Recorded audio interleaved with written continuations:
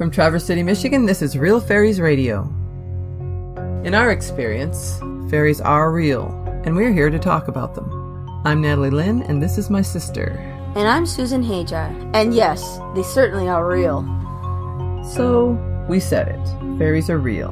To some of you, this is old news, especially those who are familiar with our website, realfairies.net. To others, this may be a bit out there, but we're hoping you'll keep an open mind as we take you on this journey.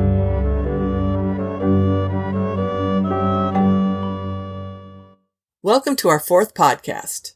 In this episode of Real Fairies Radio, we'll start out with the second part of Mr. E's series on communicating with elves entitled The Rules of Communicating.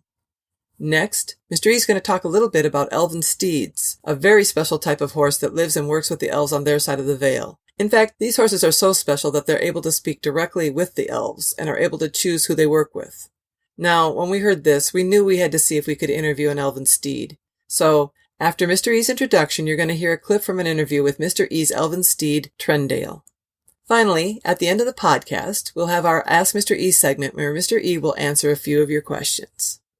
If you have just happened upon this podcast and don't know who Mr. E is, or who we are for that matter, I urge you to listen to our first podcast entitled How It All Began.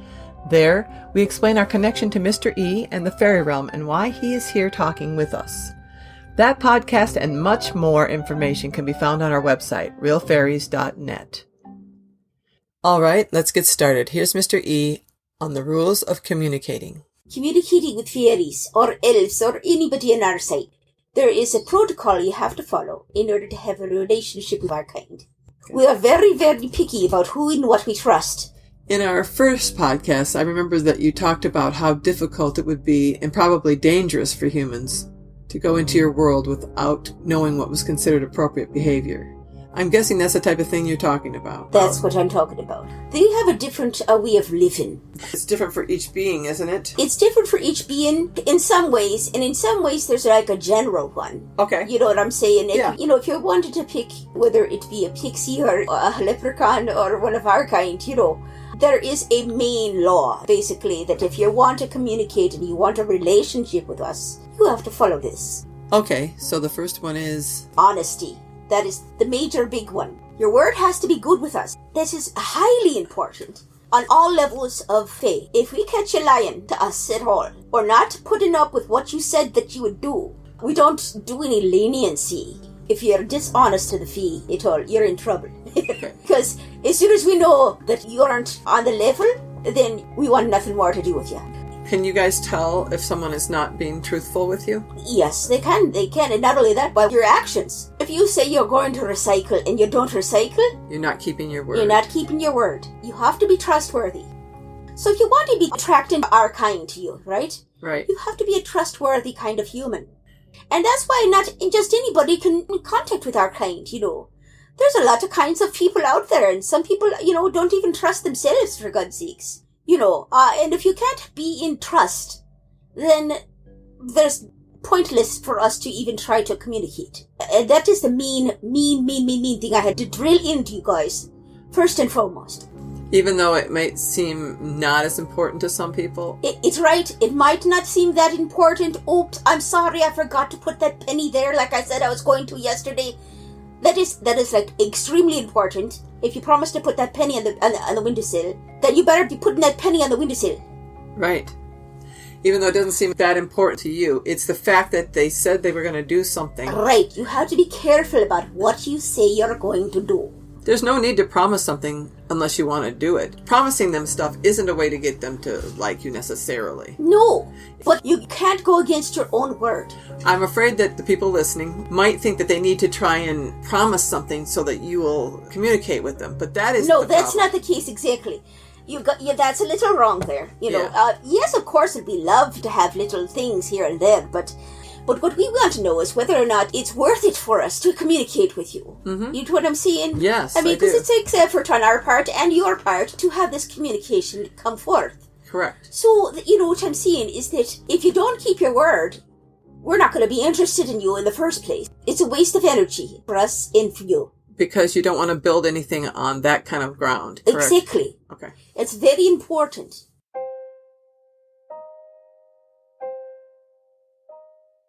Now that is the mean one. The second one is respect. I don't want to see any of the humans thinking that the Fae, little or big, are any lesser than they are. We want to be looked at as equals. If you don't respect us and treat us kindly and with honor of some sort, then, it's pointless again. What is respect? Respect is that when you're in the presence of a Fae, that you know that you're not to be rude. No rudeness is allowed. It's hard to explain sometimes what we consider rude. Sometimes it's little things, like if you're eating a cookie, that you don't share that cookie with somebody else that's in the same room with you, even though that you're on the other side. So if I had something to eat, I would ask them if they'd want some, and I'd share it with them. Yes. Okay. You have to think about us as really being there because we are. We're just not there in the same form you are. We can still talk to each other through the veil.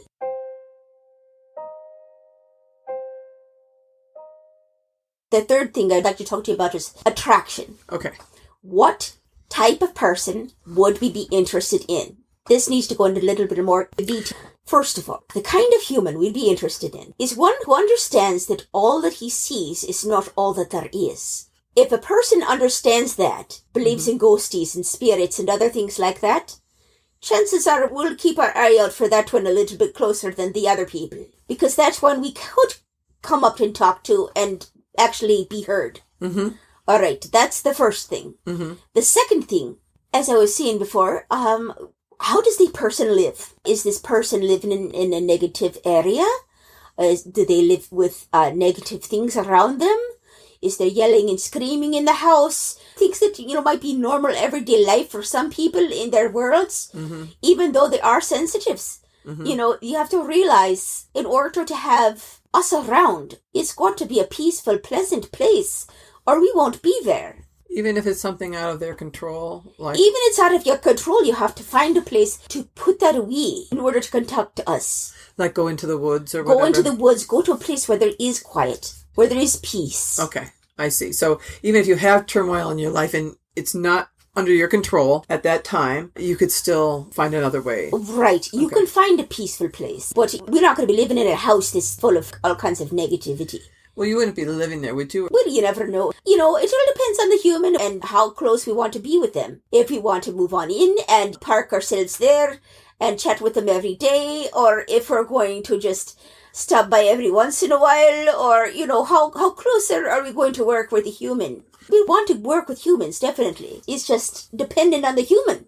This is kind of new. I don't think I've ever heard you say that you were actively looking for humans to talk with before. No, we weren't for a long time until just recently because of what's going on here. With real fairies, now with all that stirring up and the information getting on our side about what's going on, they're all going like, oh, really? They want to talk to us, they're like flabbergasted, so to speak. I would say the general population is flabbergasted at the fact that you care enough. And that has piqued their interest. So now they're going around looking at the humans with a different eye a little bit, They're saying that some of them are good out there. And so now we know this. Right. Before, when it was looking like there is no hope, hope has now resurfaced itself, you see. That's great news. Yes, it is. It is great news. And it is because of real fairies. Wow, that's amazing. And the people out there that you're listening, it's your fault. Thank you. I don't think it's a fault, though. It's their accomplishment? Yes. That's really great. Okay, so be honest, be respectful, and share values. Yes. And those things have to be in place before you go any further. Before you go any further at all. Before you go even to looking for one of us, you have to have those things within yourself.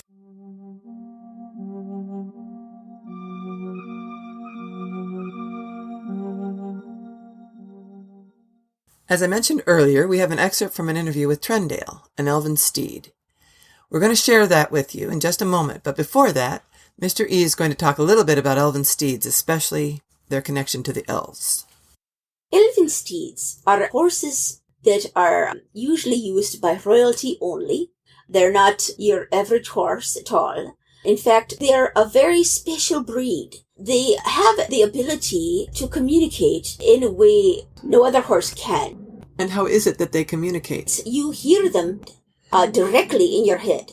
I mean, it's not like a regular horse, is thinking, grass. This one's thinking something else. And are they projecting thoughts to you? Yes, and they're connected to you.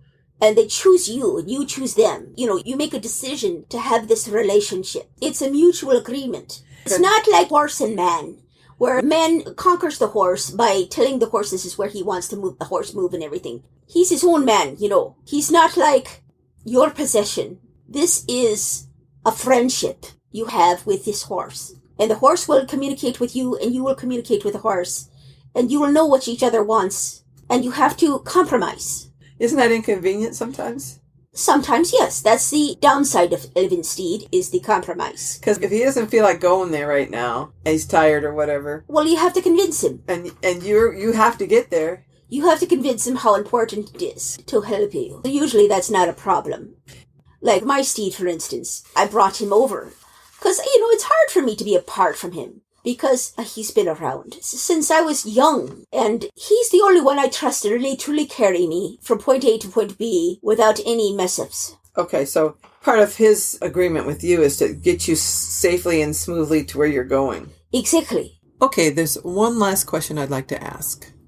Are Elven Steeds the horses that you would prefer to take into battle? Yes. If you have an Elven Steed, you choose him first over anything else, because that's your friend. But you take him into battle. You'd have to take him into battle. He chooses whether or not he wants to go in with you. Uh-huh. If he wants to fight that fight with you, and chances are he will. Because that's the kind of bond that you have. Exactly. He's going to go through the fire with you. And he's going to tell you, okay, this is a better route over this way. Uh-huh. Which is always a better way to have an Elven Steed around than your regular horse who has no clue. Oh, okay, you gotta go this way, fine, I'll go that way. Alright, we're going this way now. I don't know why, but we're going this way, guys. That's more like the regular horse, okay? Yeah. But regular horses are quite wonderful also. They're wonderful, wonderful beings, but there's a difference. Mm-hmm. There's a difference.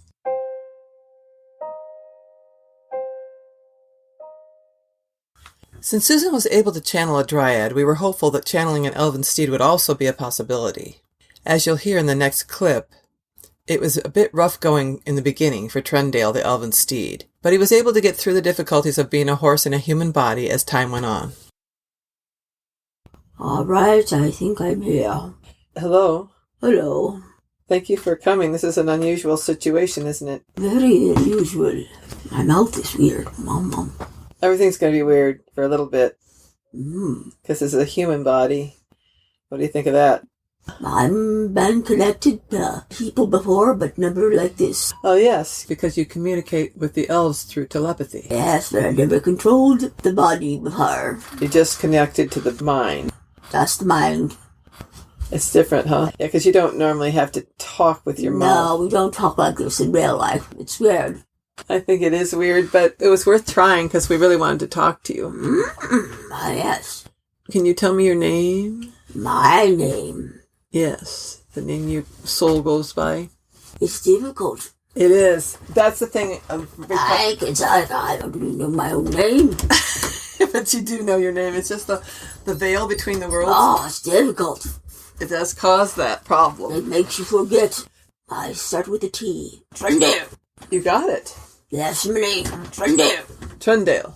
Okay, thank you. That's great. That's difficult. But you did it. Believe me, a lot of beings that are here can't do that, so wow. What is your life like? My life is breezy in the moment. Breezy. Uh-huh. Other times difficult. And you are bonded to one person. The one you call E. Yes. And you've been with him for a couple of lifetimes? At least 2, yes. And now you're living in Lakeside for the time being. Teleported to Lakeside. You teleported there to be here to help him? Yes. Of course. You would do that. He can't go without me. I'd worry about him. And he would worry about you. But yes. When you first met him, you were young? Yes, I was young and so was he. What made you choose each other? Like minds. You just looked at him and... we liked each other right away. He's a gentle, sweet energy. Yes. And that it suited me. I've learned English through E, so that's why I sound like him. I wanted to explain that. I hear his accent from time to time when you are speaking. I have a little bit of one. Yes, I do hear a little bit one. Yes, exactly. Okay. I'm not choosing to use my eyes because it's distracting. I know, the dragon felt the same way, so I'm not surprised. That's good. Whatever works. Now, Elven Steeds make their own decision whether they're going to stay with people or They not. choose their people. And they can unchoose them as well.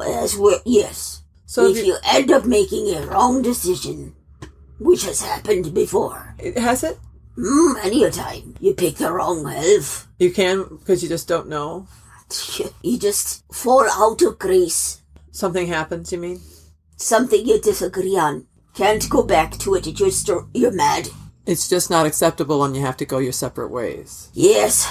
So you have known other steeds that have left their elf? Yes. And then they found somebody else? Yes. So they just walk out the door and leave? Yes. That's fascinating. That certainly wouldn't happen in our world, but then again, we don't have your kind in our world.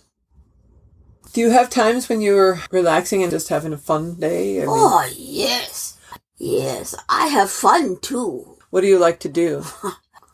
I do horsey things. Like? Roll on my back. It's really fun sometimes if you stick your feet out. Up in the air? Yes. And you get to look at your hooves underneath the sky. That would be fun. Do you enjoy the company of other horses? Oh, yes, yes. Sometimes we chase each other around. What is it that you're focused on in life? My focus? I focus on what he wants me to. I am focused on his task because I'm his horse. And that's my job. Oh, I say it's a very serious job. It is. Make sure he's safe at all times. He makes sure I'm safe. We got each other's back. And he's on my back. Yeah. Horse joke. Horse joke. This is a bit of a more serious question. What worries or troubles you the most? My biggest fear is going to war. Oh, that would be a big fear. I worry. I worry about him. I worry about myself.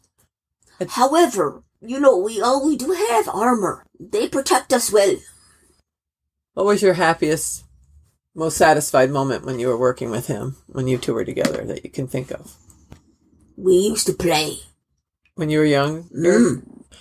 In what way did you play? We like to play game hide and seek. That's funny. And who usually won? I did.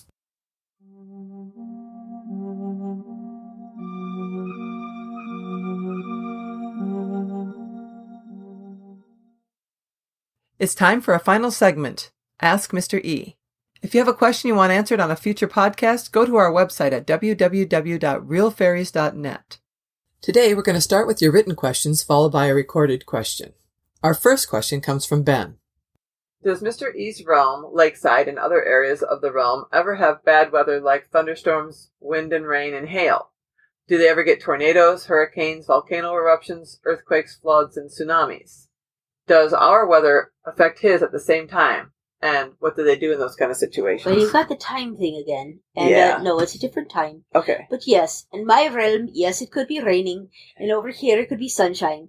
In my realm, it could be a thunderstorm or a snowstorm. Depends on what part of the world I'm in. And what type of season it happens to be. Do you have volcanoes? Yeah, volcanoes. We have disaster weather and the 7 degrees sunshine. You know what I'm saying? But it's the same thing. It's the same planet. Would his kind be out there helping victims of both sides of the veil? Well, you can't really help on this side that much. I can't help anybody on this side except for by telling them what they should do. Yeah. That's the only way I can help. I'm trying. Yeah. I'm doing the best I can, Yes. No, we can't interhelp each other with our weather problems. I know the answer would be that the Elves of Finn would help anybody in need if they could help. If you don't help, you won't be helped. That's the thing. Mm-hmm. You have to help so that you can be helped later down the road. And that's the positive thing. It's positive. Yes.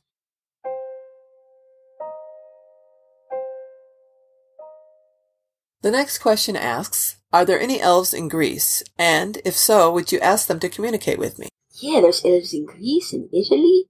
They've got elves in all of that section over there. You can't really just send them a message and tell them to communicate with a person in particular. It's not really your decision to make. No, that's like asking the president to tell the guy 6 blocks away that you need to see him. Right. And so the president shouldn't be doing that. Right. But you would love to. I would love to help, but I have got so much to do right now. I cannot be doing that.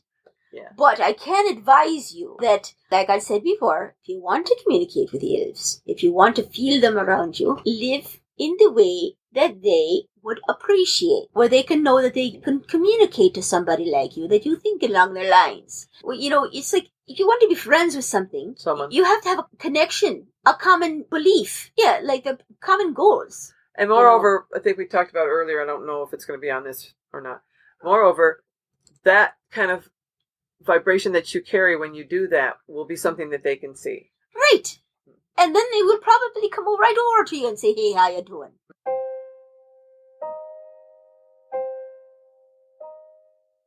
Our last written question comes from Fatima. I think I might have been visited by the Fae in my dreams. I went to sleep and I hoped the Fae would visit me, but nothing happened. I woke up in the morning and I was disappointed, but unusually I fell back asleep and had a lucid dream. I called out to the fairies and 5 creatures appeared. They looked like nature. They told me to let go of all my worries and fears. I was just wondering if this was the Fae or my imagination. If it is a lucid dream, I would probably say that it is some sort of nature element.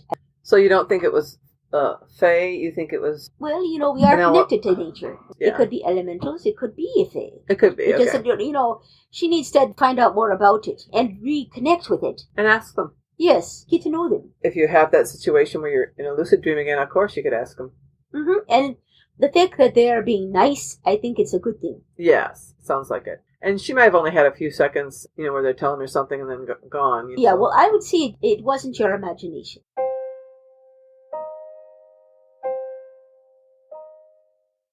Okay, we only have time for one recorded question, and that question is from Band Dragon.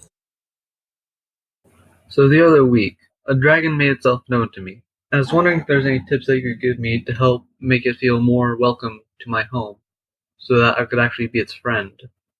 And maybe some tips on how to help it reach me in my dreams, so that I could actually communicate with the dragon. Any tips and feedback that you guys could give me would be really helpful. I get what you're saying. Is what you want to say is that you're letting the dragon into your life and you want to be friends with it. And basically, not into your home, but maybe your home grounds, because, inside your home, they're very large creatures, Well, there's a lot of things you need to think about when you're dealing with dragons. First of all, if you've encountered one, I think you always win points with them if you respect them. The respect wins a lot of points, and you'll gain their trust, and they'll get to know you better that way anyway. Are there any other things that he could do to befriend a dragon, or is it more like it's the dragon's choice, so there isn't really much you can do about it? You don't have any choice whether or not. You can't influence them to be friends with you, is that correct? That's right. If they're around you, it's for a reason. They've already decided that you are... Yeah, that you're noteworthy. I'm curious about why they would invest time in a human to begin with.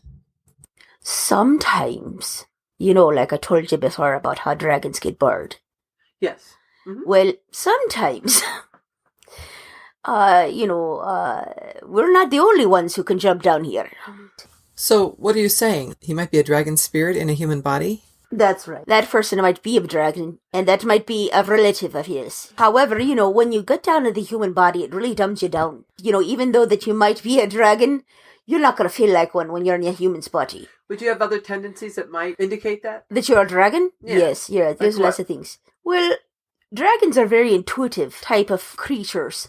And they're very aware. Are you talking about reading energy and stuff? Yes. So you're saying that their boredom might prompt them to try out a new experience like this? They could be something like that, where they get bored. And then in order to learn or want to experience more something, they've learned that we can do this. So they figured, well, if they can do it, I can do it. What I'm saying? And even better. Maybe I'll do this even better. Whatever, Right. So yes, I would say that it's quite possible that person actually is a dragon. And that's why he's got dragon friends that come around, because they like to socialize with each other, And not only that, there's probably somebody out there who's got his back and trying to make sure he does this okay, that he comes through this human experience all right. The person, so he was checking on him and seeing if he's okay. Right. And he was able to tell it was a dragon. Right. For some reason. Because the person is aware. Because he is a dragon. See what I'm saying? It's that kind of... Right, I get you. Yeah, it's quite possible.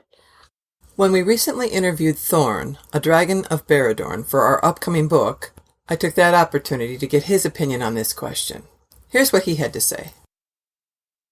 Mr. E, as we call him, got a question about dragons. And the person who was asking the questions had seen dragons around him.